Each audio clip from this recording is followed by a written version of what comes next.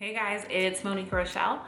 And today I wanted to follow up on a video I did a few months ago maybe about sourcing on Alibaba. A lot of you guys have DM'd me about how I communicate with vendors. So I wanted to go through that, and then I also wanted to give you guys some tips because apparently you guys are struggling with quality. So I kind of wanted to explain how to ask for certain things on Alibaba so you can save a little bit of money. So yeah, let's get into it.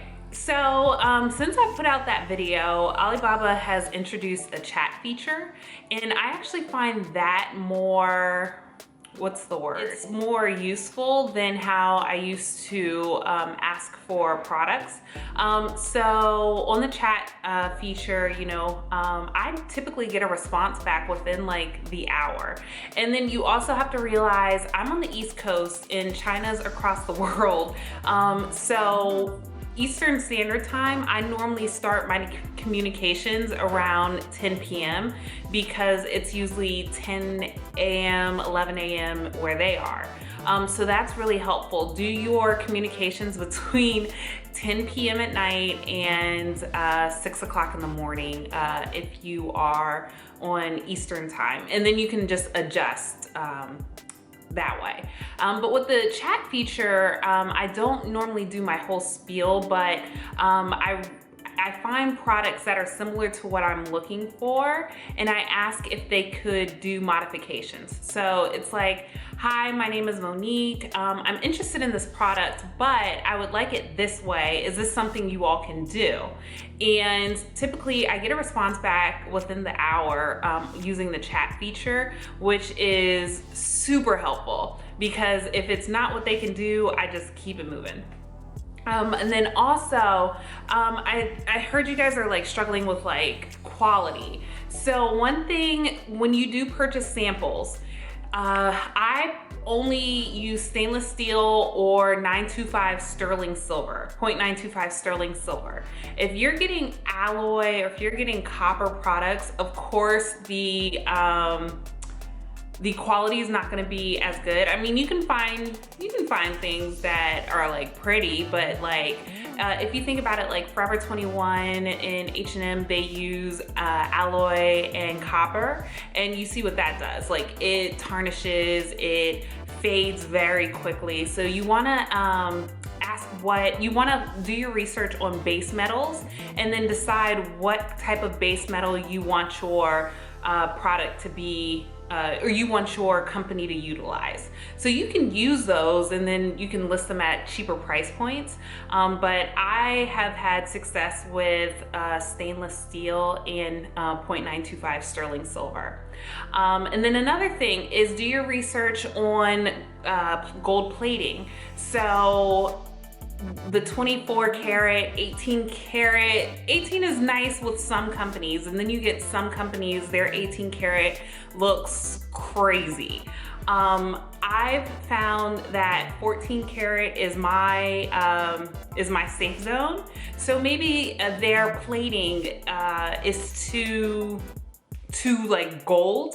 And so that might be another thing that you should look into. If you're receiving samples of 18 karat and their plating is just crazy gold, maybe it's the higher carat. I don't even know how to say it, but try get samples in 18 karat and 14 karat, see which one you like.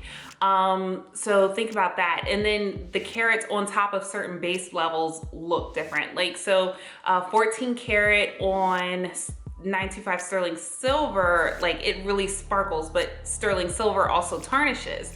But it still looks really pretty, as opposed to stainless steel is more durable, and it's like, it's good, but it just doesn't have that similar sheen and sparkle, but it still looks nice on top of stainless steel. So, you kind of have to play around with it.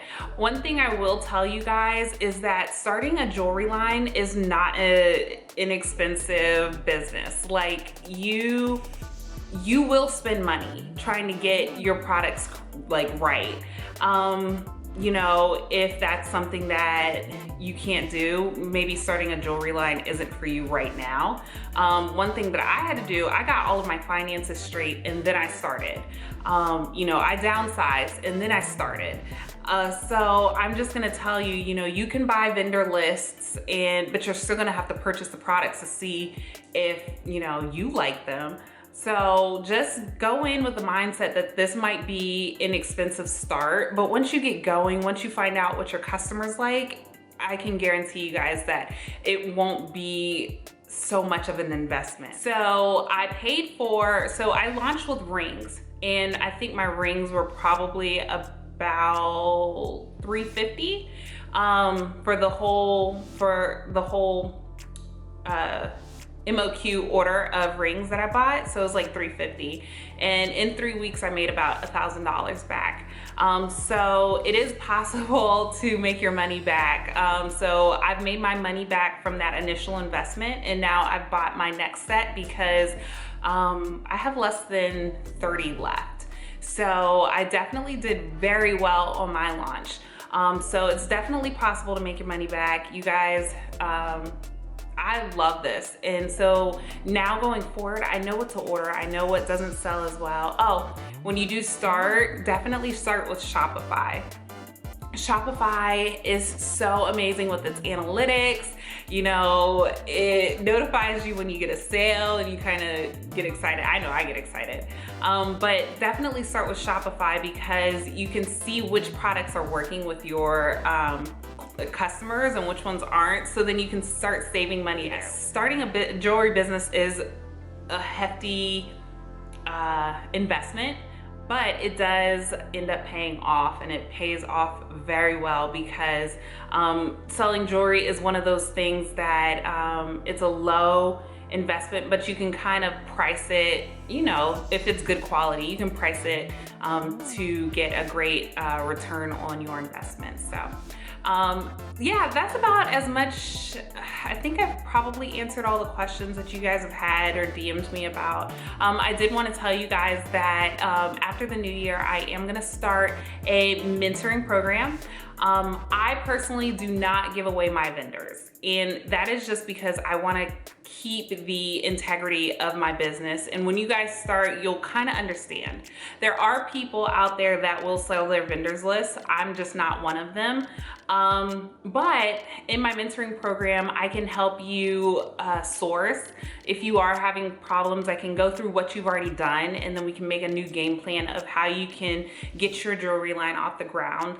Another thing that I've done is I don't spend that much on marketing, but I can show you how I market, how I use social media and my friends to get me sales.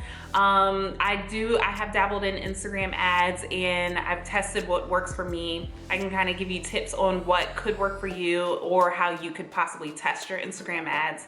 So if you are interested in my mentoring program, it'll be $99, but it's for 2 months. So we'll start off with a conversation. I will help you. I know a lot of people out here, like, it's competitive, and I think that there's enough money. I think there's enough creativity. I think there's enough to go around for everybody. So if I could help you, definitely send me an email. My email will be in the description box, and let's get these businesses off the ground.